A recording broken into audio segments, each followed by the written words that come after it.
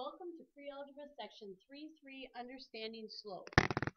This is our second day talking about slope, and just as a reminder, we want to think about slope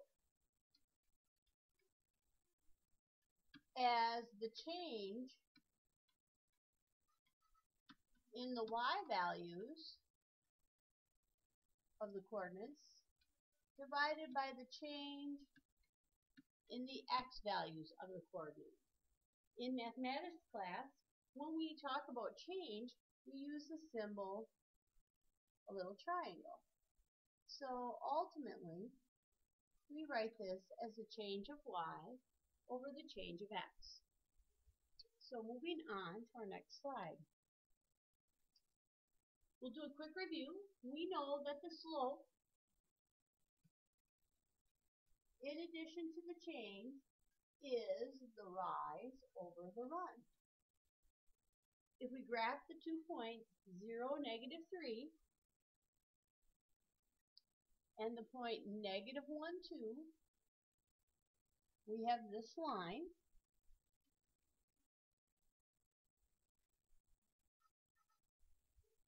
Let me try that one more time so I get a little nicer line. There we go. We have this line right there. Put arrows on it. And if I make my triangle, starting with my leftmost point, moving down and to the right, I find that my rise, since I'm going down, is negative. I went down 1, 2, 3, 4, 5. My run is 1 unit to the right, so that's a +1. My slope is negative. Okay? So when we look at this graph, I can see that it's a downward slope if I'm reading it left to right. It's a downward slope, so it's a negative slope. We want to think about another way to do this without graphing. So the way I look at that is going and thinking about slope as we first introduced a couple days ago, the change in y over the change in x. When I do this, in order to get my y's and my x's lined up, I take both of my points and I write them down next to this point. So this is -1, 2, and then down here I have the point 0, -3. Notice I've lined up my ordered pairs very nicely, and to help remind me, up above here I have x and y. When I'm looking at my y values,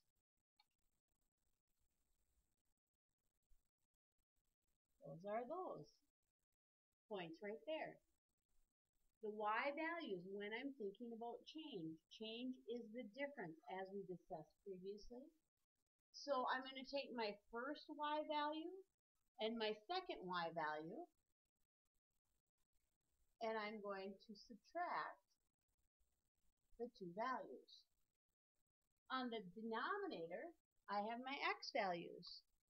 So when I have my x values, I'm going to box those two in. Again, I'm going to start with my first point here, -1 minus 0. When I complete this problem, 2 minus a -3 becomes 2 plus 3, which is 5, over -1. If I simplify this, my slope is -5. You'll note that both ways, whether I'm counting the boxes with rise and run or using the change method, I come up with the same slope. I want you to be aware that the slope of this line can be written in 3 different ways. -5 over 1, 5 over -1, or in simplest form, -5. All 3 of those are the correct slope. Moving on to our second one. Again, we'll graph our points A, -3, 7, and the point 5, 3, and I draw my line in, and I have my line. From previous days, using the graph, I can use rise over run. Drawing in my triangle, I went down 4 units. I went to the right 1, 2, 3, 4, 5, 6, 7, 8 units. I can simplify that slope to -1/2. Instead of doing it with the rise and run method, we can do the stack and subtract method. So I'm going to stack my 2 points. I have -3, 7, and I have 5, 3. This is my x, this is my y. Slope is equal to the change in y over the change in x. So I have stacked my 2 points. I will box in my y values so that it's easy for me to pick out what to use in the numerator. So I will go 7 minus 3 divided by, and then I will box in my x values so I can make sure I'm picking out the right x values. -3 minus 5. I do my calculations. I end up with 4 over -8. My final answer is -1/2. So now we've demonstrated 2 slopes that are both negative using the counting method, rise and run, and using the new stack and subtract.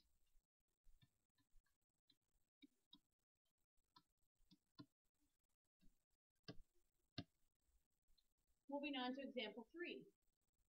Graphing my first point, 2, 7, and 4, 7. Now I have something different here. Now I have a horizontal line.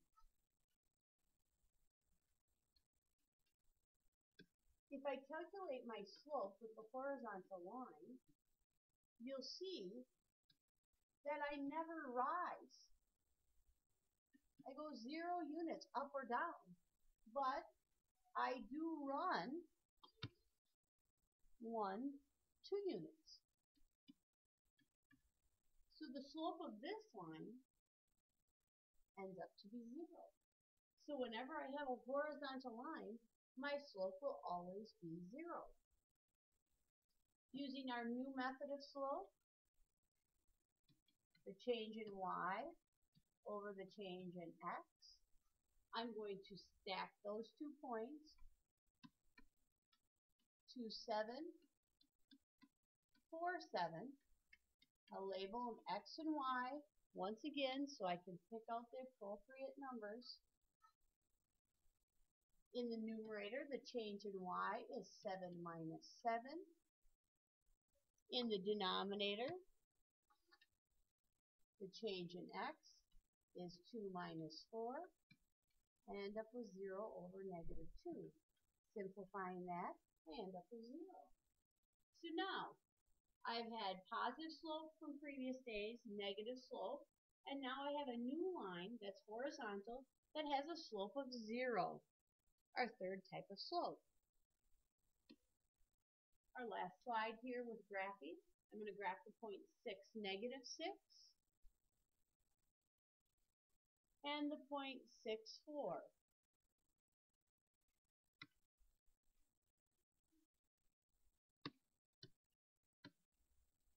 Once again, I have a new line.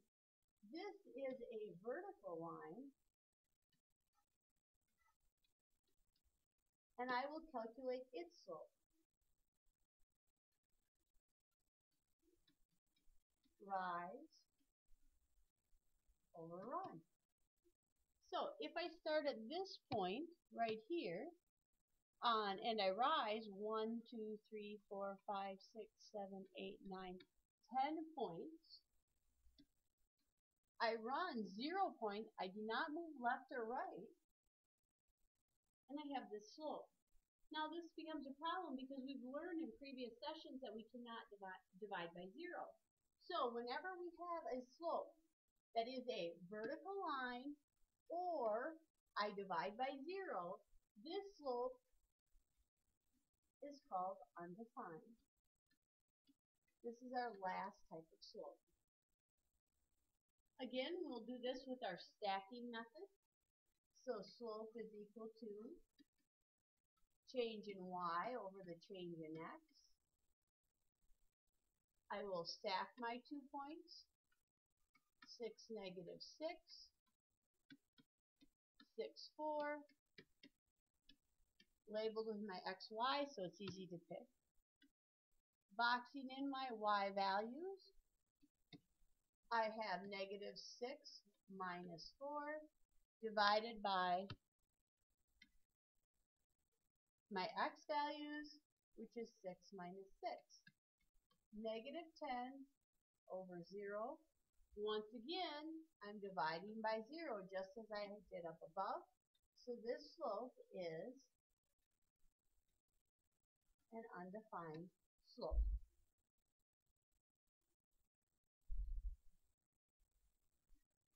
Calculating the slope formula. Two things that we've talked about over the past few days. First of all is our first one.